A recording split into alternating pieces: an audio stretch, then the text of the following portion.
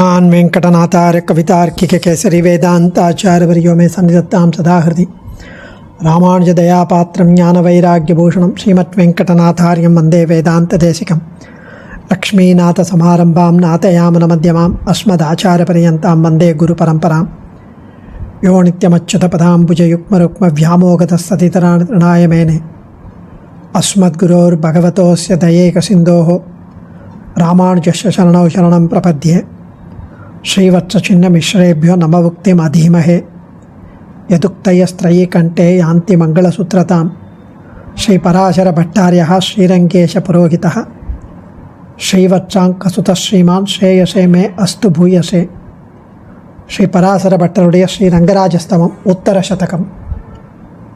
அதில் இன்றைய தினம் 96வது ஸ்லோகம் அனுபவிக்கப் போகிறோம்.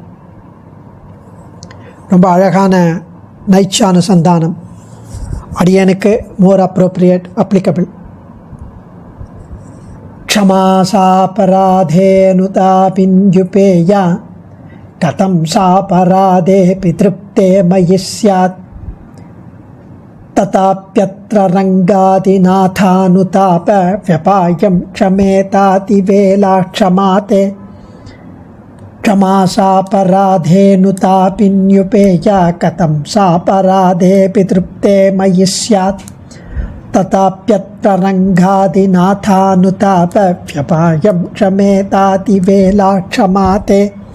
திருவரங்கா, க்ஷமா சாபராதே அனுதாபினி உபேய கதம் சாபராதே அபி திருப்தே மயி ஸ்யாத் ததாபி அத்ர ரங்காதிநாத அனுதாப வியபாயம் க்ஷமேத அதிவேலா க்ஷமாத்தே. திருவரங்கா, உன்னுடைய பொறுமை என்னும் குணம், பொறுப்பது க்ஷமா என்ற குணம், எப்படிப்பட்ட தவறுகளை நாங்கள் செய்துவிட்டாலும் செய்த போதிலும் தவறு செய்துவிட்டோம் என்று வருந்தக்கூடியவனிடம் மட்டுமே செல்லும் உன்னுடைய பொறுமை என்னும் குணம். தவறு செய்துவிட்டோம்னு வருந்தினாதான் உன்னுடைய பொறுமை என்னும் குணம் செல்லும். இவ்விதம் இருக்கும்போது பல குற்றங்களையும் செய்த பிறகும் அதனை குறித்து வருந்தாமல் இருக்கும் என் போன்றவர்கள் குறித்து, அடியனை போன்றவர்கள் குறித்து அந்த பொறுமை என்னும் குணம் எப்படி வரும்? எனக்கு அப்படி ஒரு எண்ணம், அதாவது நான் தவறு செய்தேன் என்ற வந்த எண்ணம் ஏற்படாவிட்டாலும் எல்லை காண இயலாதபடி உள்ள தேவரீருடைய பொறுமையானது என்னை மன்னித்துவிடும் என்ன, அவ்வளவு பொறுமை தேவரீருக்கு, தயை என்று தெரிவிக்கிறார் சுவாமி.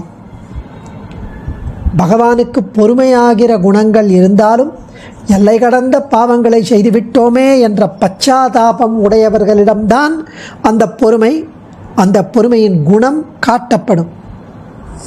அத்தகைய பச்சாதாபம், அனுதாபம் துளியும் இல்லாதவர்களிடம் அந்த குணம் செலுத்தப்பட வாய்ப்பில்லை என்பதில் ஒரு துளி கூட சந்தேகமில்லை. தாம் கணக்கற்ற அபச்சாரங்களை, அபராதங்களை செய்திருப்பதாகவும் அதற்காக கொஞ்சம் கூட துளி கூட வருத்தமில்லாததாகவும் சொல்லிக் கொள்கிறார் பட்டர். இங்கு இத்தகைய என் விஷயத்தில் உமது பொறுமை குணம் தோன்ற வழியே இல்லை என்று தெரிவித்த பட்டர் அதற்கு சமாதானம் சொல்கிறார். அதாவது பொறுமைக்கு இன்னதுதான் விஷயம் என்ற வரையறை கிடையாது. குற்றங்களை பொறுப்பது போலவே அனுதாபம் இல்லை என்ற குற்றத்தையும் பொறுக்கும் சக்தி உள்ளது அவருக்கு. அவன் பச்சாதாபப்படவில்லை, அனுதாபப்படவில்லை, வருத்தப்படவில்லை என்பதையும் பொறுக்கும். அதனால் அனுதாபம் நமக்கில்லையே என்ற கவலையும் எனக்கில்லை. காரணம், எல்லை கடந்த தேவரீருடைய காருண்யம், பொறுமை குணம், தயை என் மீது பாய்ந்தே தீரும் என்கிறார் சுவாமி. இதுக்கு ஸ்ரீவத்சங்காச்சார் வியாக்கியானம் சாஸ்திர சம்மதமாய் ஆச்சரியமாய் தெரிவிக்கிறார். க்ஷமாசாபராதே நுதாபின்யுபேயா கதம் சாபராதேபி திருப்தே மயி ஸ்யாத் ததாப்யத்ர ரங்காதிநாதானுதாப வியபாயம் க்ஷமேதாதிவேலா க்ஷமாதே. ரங்க அதிநாதா, எல்லாவற்றிற்கும் தலைவரான அரங்கநகர் அப்பனே, அணியார் பொழில்சூழ் திருவரங்க நகர் அப்பா, க்ஷமா பொறுமை என்ற குணம், சா அபராதே அபராதம் செய்திருந்தாலும், அனுதாபினி பிறகு இப்படி செய்துவிட்டேனே என்ற அனுதாபமுடையவன், பச்சாதாபமுடையவன் விஷயத்தில் உபேயா ஒத்துக்கொள்ளக்கூடியது தான்.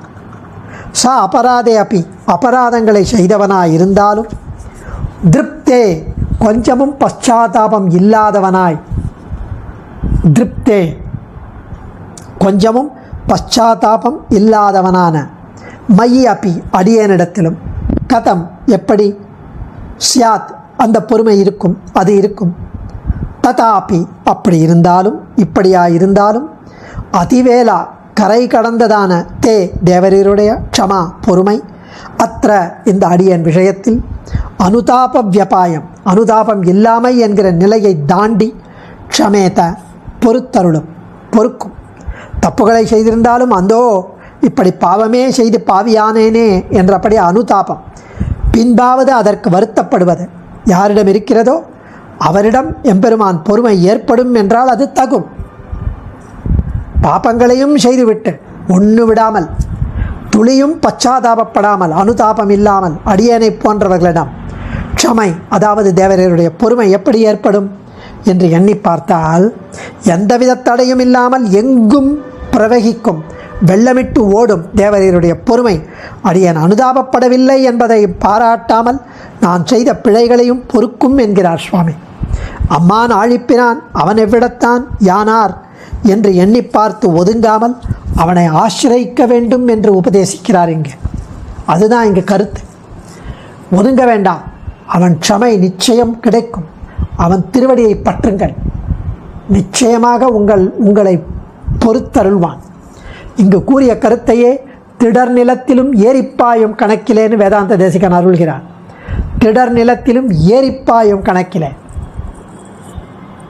நிர்வேதம் வேண்டியதுதான், அதன் பிறகு சாத்வீக திருத்தியும் வேண்டும். அடியேன் தன்யோஸ்மி. ஆச்சாரியன் திருவடிகளே சரணம். கவிதார்க்கிக சிம்ஹாய கல்யாண குணசாலினே ஸ்ரீமதே வெங்கடேஷாய வேதாந்த குரவே நமः.